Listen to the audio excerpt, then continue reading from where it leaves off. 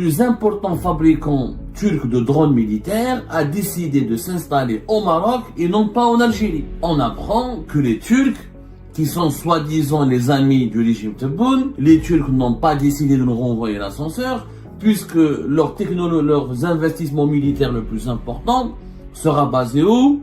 Sera basé au Maroc. Il s'agit d'une société qui s'appellera Atlas Défense, du fabricant des drones Bayraktar, qui s'appelle encore une fois Atlas Défense, sera assuré par les frères Bayraktar, dont Monsieur Selçuk Bayraktar. Ce sont maintenant les Turcs qui vont commencer à fabriquer leurs drones militaires sur le sol marocain. C'est les Marocains qui vont bénéficier du savoir-faire et de la technologie turque, c'est pas l'Algérie.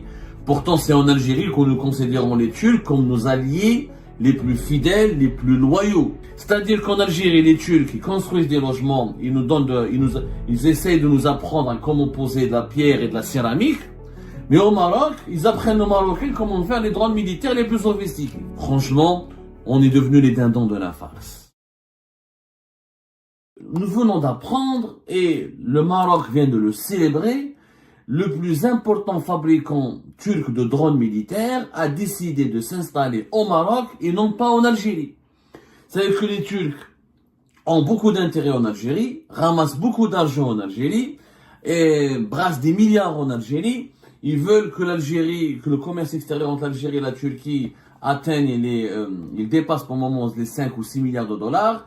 Ils veulent que ça soit pratiquement 10 milliards de dollars entre l'Algérie et la Turquie. Mais quand il s'agit de donner des technologies, de fabriquer des armes ou d'offrir un certain savoir-faire pour renforcer la défense nationale, les Turcs n'ont pas choisi l'Algérie puisqu'ils ont choisi d'aller s'installer au Maroc, qui est quand même le rival direct du régime algérien. L'Algérie considère, notamment à travers le régime Tebboune, le Maroc comme non seulement un rival, mais comme un ennemi absolu. Le discours médiatique et politique du régime algérien ne cesse de nous apprendre que il y a un problème direct avec le Maroc, que le Maroc est une menace directe dans notre sécurité nationale, que le Maroc est c'est la source de toutes les manœuvres de déstabilisation de la souveraineté et de la sécurité nationale de l'Algérie. Et comme par hasard, qu'est-ce que on apprend? On apprend que les Turcs, qui sont soi-disant les amis du régime Tebboune, et que Tebboune est parti 2 fois en Turquie, et les Turcs qui donc bénéficient,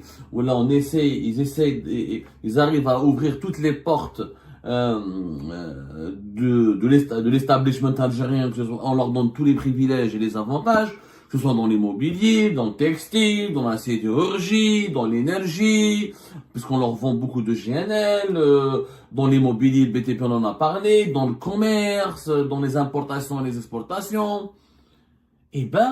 Les Turcs n'ont pas décidé, vu que les Algériens sont leurs partenaires et que les Algériens leur donnent énormément de privilèges et d'avantages, les Turcs n'ont pas décidé de nous renvoyer l'ascenseur, puisque leurs investissements militaires le plus important sera basé où? Sera basé au Maroc. C'est quand même bizarre, effectivement. Depuis le 29 janvier dernier, ce 29 janvier 2025, le célèbre fabricant turc des drones Bayraktar a décidé de créer une filiale en Turquie qui s'appelle Atlas Défense. Ça a été officiellement publié dans le bulletin officiel des annonces légales, qui est l'équivalent du registre de commerce au Maroc, le 29 janvier dernier. Alors, il s'agit d'une société qui s'appellera Atlas Défense. Alors, juste pour vous rappeler que le fabricant turc qui est à l'origine du grand succès des drones militaires Bayraktar s'appelle Baykar. Cette société Baykar a été fondée par les frères Bayraktar, dont le concepteur, et cette société existe depuis les drones militaires turcs ont commencé à être fabriqués, à être connus depuis 2014. Mais l'ingénieur technique, l'inventeur du fameux drone Bayraktar TP2, qui est en train de susciter, qui a suscité un buzz mondial et qui cartonne dans le monde entier, notamment depuis 2018-2019, a été conçu par un ingénieur turc qui a étudié aux États-Unis et qui est le gendre direct de Tayyip Erdogan. Il s'agit de monsieur Selçuk Bayraktar. C'est pour ça qu'il porte le nom, les drones portent, la société s'appelle Baykar, mais ce sont les drones, portent le nom des frères Bayraktar. Il y a Selçuk et Özdemir. Selçuk, c'est le gendre direct du président turc Recep Tayyip Erdogan, qui est l'un des rares amis aujourd'hui de notre président algérien, Abdelmajid Tebboune, puisqu'il y a une lune de miel entre Tebboune et M. Erdogan. Sauf que le gendre de M. Erdogan donc, a décidé de s'installer au Maroc et non pas en Algérie, puisque la gérance de cette filiale turque du fabricant des drones Bayraktar, qui s'appelle encore une fois Atlas Défense, sera assurée par les frères Bayraktar, dont M. Selçuk Bayraktar.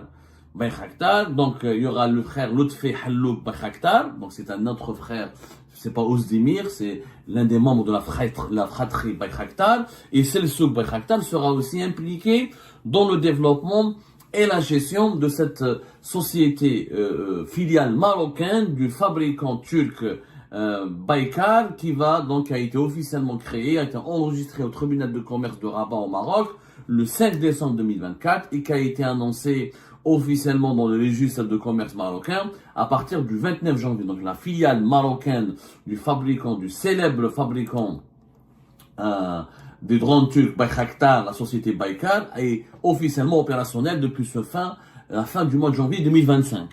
C'est quand même curieux que les Turcs, qui sont l'un des fournisseurs de l'armée marocaine achète beaucoup les Bayraktar, les drones militaires Bayraktar, après les Israéliens, et ce sont maintenant les Turcs qui vont commencer à fabriquer leurs drones militaires sur le sol marocain. Exactement comme les Israéliens. Je rappelle que les Israéliens, depuis 2022, il y a une série d'accords et de négociations pour que le Maroc puisse, pour que les Israéliens se dotent de filiales de fabrication de drones israéliens, notamment en avril 2024. Un premier projet a été officiellement annoncé par une société israélienne qui s'appelle Bluebird Aerosystem, qui est l'un des leaders israéliens dans les industries militaires, pour fabriquer, pour ouvrir une usine de production de drones militaires israéliens sur le sol marocain. Donc les Marocains vont bénéficier du savoir-faire et de la technologie israélienne et aussi de la technologie turque. Regardez la différence de traitement que la Turquie nous accorde. Les Turcs ne sont pas ils sont présents au Maroc, mais la majorité des logements au Maroc ne sont pas construits par les Turcs. Les Turcs, il n'y a pas une Tosheli et fait des affaires en Algérie, mais les affaires que les Turcs font en Algérie n'ont pas d'équivalent avec les affaires que font les Turcs au Maroc. Les échanges commerciaux d'ailleurs entre la Turquie et le Maroc ne sont pas aussi importants que les échanges commerciaux et le business qu'il y a entre la Turquie et l'Algérie. Eh ben, malgré ça, les Turcs préfèrent aller fabriquer leurs drones militaires très efficaces au Maroc, pas en Algérie. Donc j'aimerais bien que le régime Tebboune nous fournisse des explications. Voilà. Bon, les échanges économiques sont 6 milliards de dollars aussi entre la Turquie et le Maroc, pratiquement comme avec l'Algérie, à la seule différence que les Turcs en Algérie, non seulement il y a des échanges commerciaux, mais ils ont accès au marché public. Ils ont des marchés publics extrêmement importants, contrairement au Maroc où les Turcs n'ont pas accès autant au marché public. D'ailleurs, on va faire tout à l'heure une comparaison très précise sur les avantages que les Turcs obtiennent en Algérie et par rapport à la réalité de leurs activités économiques au Maroc. السؤال يبقى مطروح donc انا مانيش فاهم est-ce que le régime algérien est aveugle. هذا l'allié turc qui part fabriquer comme Israël ses propres drones sur le territoire marocain. C'est une nouvelle inquiétante du point de vue du régime algérien. Si on considère le Maroc, pour moi le Maroc est un concurrent, n'est pas un ennemi. Mais le régime algérien le considère comme un ennemi. Mais déjà, si on se base sur le point de vue que notre concurrent va fabriquer des drones militaires turcs redoutablement efficaces, C'est quand même inquiétant, alors que nous, les Turcs, sont censés être nos amis, nos alliés, et je ne comprends pas pourquoi les Turcs ne veulent pas le fabriquer chez nous. Pourquoi ils choisissent le Maroc et pas l'Algérie. C'est inquiétant, pourquoi? Parce que le drone turc Bayraktar TP2, depuis 2024, il constitue 65% des exportations mondiales de drones militaires. Les Turcs aujourd'hui sont devenus leaders du drone militaire. Cette société Baykar, elle a exporté vers 35 pays, dont 34 pays pour le fameux drone qui, on va dire, le Bayraktar TP2, c'est le drone militaire turc qui a le plus réussi, qui a une réussite éclatante à l'étranger. C'est le fer de lance de l'industrie militaire turque et c'est l'ambassadeur, si vous voulez, de la réussite. C'est le symbole de la réussite de l'industrie militaire turque. C'est vraiment la Mercedes ou la Ferrari des drones militaires turcs, on va dire comme ça. Cette société Baykar turque, des frères Bayraktar, en 2023, ils ont réussi à gagner plus de 1,8 milliard de dollars, dont 90% de leur chiffre d'affaires proviennent de leur vente internationale. C'est une réussite éclatante. Il faut savoir que le Bayraktar a prouvé son efficacité, que ce soit sur le champ de bataille en Libye, en Syrie, en Ukraine, tellement le Bayraktar TP2 a été jugé efficace que certains Ukrainiens surnomment leurs enfants Bayraktar, tellement il est efficace. Il est très efficace aussi au Sahel. C'est en 2022 une cartographie a été faite a été réalisée par des organismes internationaux spécialisés dans les évaluations et les études des exportations d'armes sophistiquées, notamment de drones.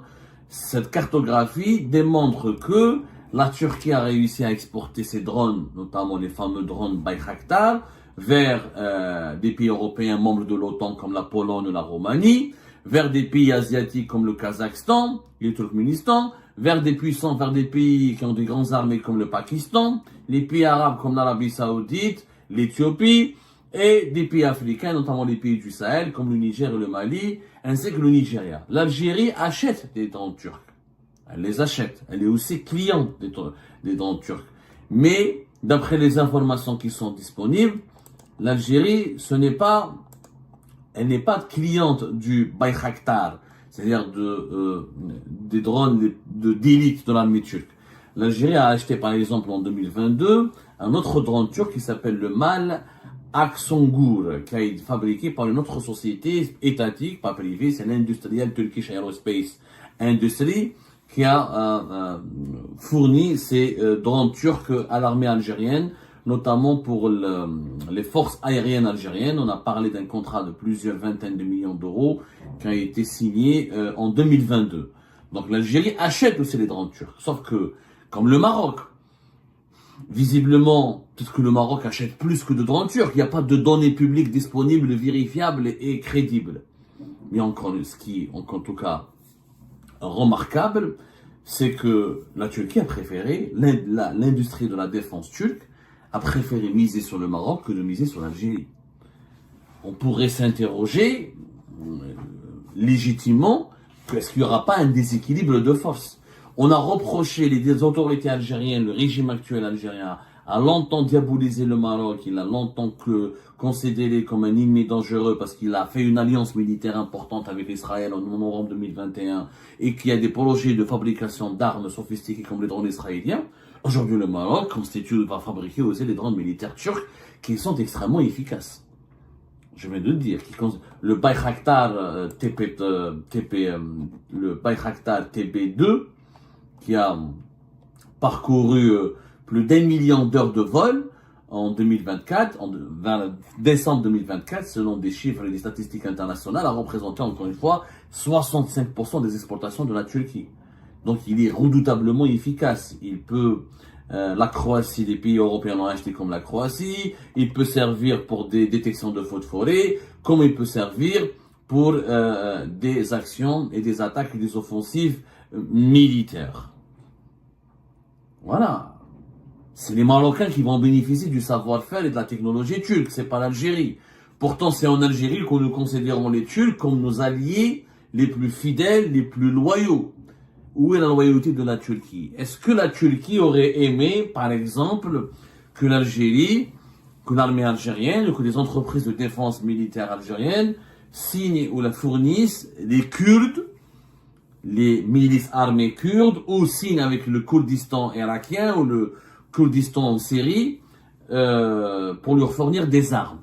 Comment les Turcs, selon vous, auraient réagi si le rival géopolitique direct de la Turquie était alimenté par l'Algérie en armes?